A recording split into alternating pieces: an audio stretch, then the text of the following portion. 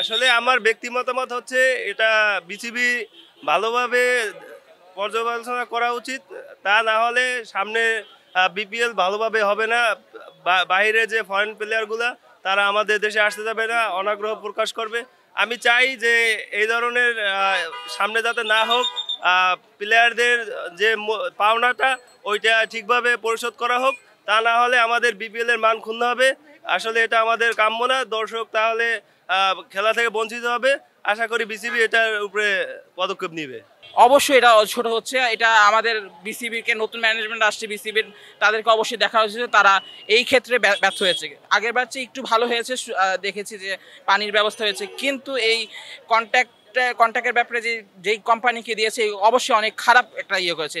এটার ব্যর্থতা বিসিবির চেয়ারম্যানকে নিতে হবে। আমিও থাকলে, যদি ক্রিকেটার থাকতাম, আমিও বাংলাদেশ প্রিমিয়ার লিগে আসতাম না। এখানে কোনো টাকা কমের পরে আবার ইয়েও নাই, মানে টাকা পাবো না কিনা শেষ পড়তে, এইটারও কোনো নিশ্চয়তা নাই। তারপরে কেন আসবো? আপনিও তো আসতেন না, কেউ আসতো না। আসলে তো অনেক খারাপ লাগে, এত কষ্ট করে এত পরিশ্রম করে যদি খেলাধুলা করে যদি টাকা পয়সা না পায়, তা তো আমার মনে হয় যে এখানে আসা উচিত না। এটা তাকে বিসিবিকে চিন্তা করে দেখতে হবে যে এটা আসলে ঠিক কিনা। এটা যদি ঠিক হয় তাহলে তো আমাদের এটা দেখা উচিত না, কারণ এটা ঠিক না।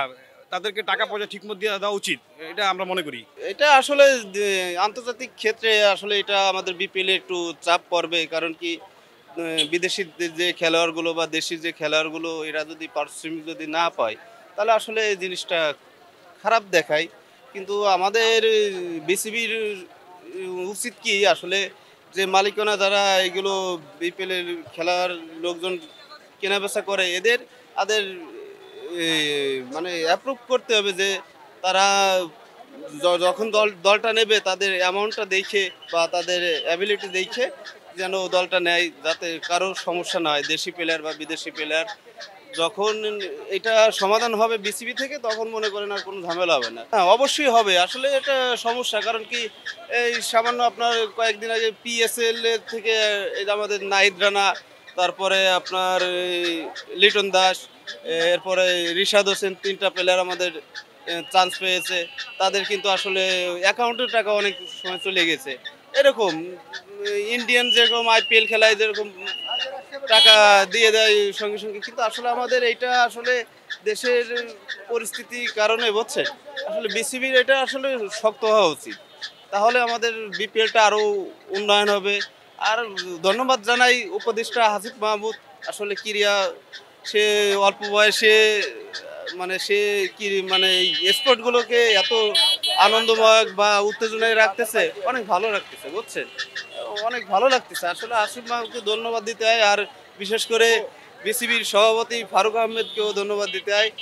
আর বিশেষ করে বলতে চাই যে আমি কিন্তু খুলনার লোক, কিন্তু আসলে তামিম ভাইয়ের ভক্ত, কিন্তু সে আমার বিপক্ষে দলীয় থাকলেও তামিম ভাই অনেক ভালো ক্যাপ্টেনিং করেন। আর আমাদের বর্তমান যে টি-20 ক্যাপ্টেন মেহেদী মিরাজ, এও অনেক ভালো। আমি চাই যে মেহেদী মিরাজ খুলনার যেরকম ক্যাপ্টেন, ইন্টারন্যাশনালেরও ক্যাপ্টেন টি-20 থাকবে, এটা আশা করি। এগুলা ঠিক না, এগুলা বিপিএল এর দুর্নাম, বাংলাদেশের এই লিগের দুর্নাম, এগুলা ঠিক না। অনেক বড় পদক্ষেপ নেওয়া দরকার, কারণ এইসব দল না হয় বেটার, এইসব দল না হয় বেটার। একবারে বিপিএল এ ভালো ভালো আরো অনেক দল আসুক। বাইরে কোনো প্লেয়ার খেলতে পারে না, সব বাংলাদেশে তারপর ভালো খেলছে ওরা। এটি কিন্তু লজ্জা, কিন্তু এগুলো বাংলাদেশের দুর্নাম, বিপিএল এর দুর্নাম। যেহেতু টাকা পেমেন্ট করতে পারে না, বাইরে প্লেয়ার আনছে, এটা একটা বদনাম না? ঠিক না, এটা ঠিক না। বেটার আনছে, টাকা তো দেওয়া লাগবেই, কিন্তু টাকা দিচ্ছে না, এটা বদনাম না? এটা ভাই আমাদের দেশের জনগণ দেশে খেলা দেখি, এটাই আমাদের ভালো লাগে। কিন্তু এই টাকা পয়সার হিসাবগুলো আমরা করে লাভ নেই। টিম ম্যানেজার আছে, যারাই আছে তারাই এগুলো দেখবো। এগুলো আমরা বলে সাধারণ মানুষ তাদের কারণে যাবে না, তারা এগুলো মানবে না, তাই আমাগুলো বললেও লাভ নেই। আসলে এটা আমার দেশের জন্য একটা বদনাম, বহির্বাস বিশ্বে আমাদের জন্য এটা দুঃখজনক একটা ব্যাপার। যেহেতু টাকা পেমেন্ট এখন পর্যন্ত দেয় নাই, এটা আমাদের জন্য খুবই দুঃখজনক। সাধারণত ফ্র্যাঞ্চাইজি লিগগুলোতে এরকম হয় না সাধারণত, ঠিক আছে, কিন্তু বাংলাদেশে এরকম করে। এর আগেও টাকা দেয় না বিপিএল প্লেয়ারদের, কিন্তু এরকম ভাবে যদি প্লেয়ারদের টাকা না দেয়, ভালো করে টাকা না বুঝে দেয়, তাহলে বিপিএল এর মান আস্তে আস্তে কমে যাবে, ঠিক আছে। এই জন্য ফরেন প্লেয়াররাও পরবর্তীতে আসতে চাইবে না, একটু আনইজি ফিল করবে, অন্য ফ্র্যাঞ্চাইজি লিগের চিন্তা করবে আর কি।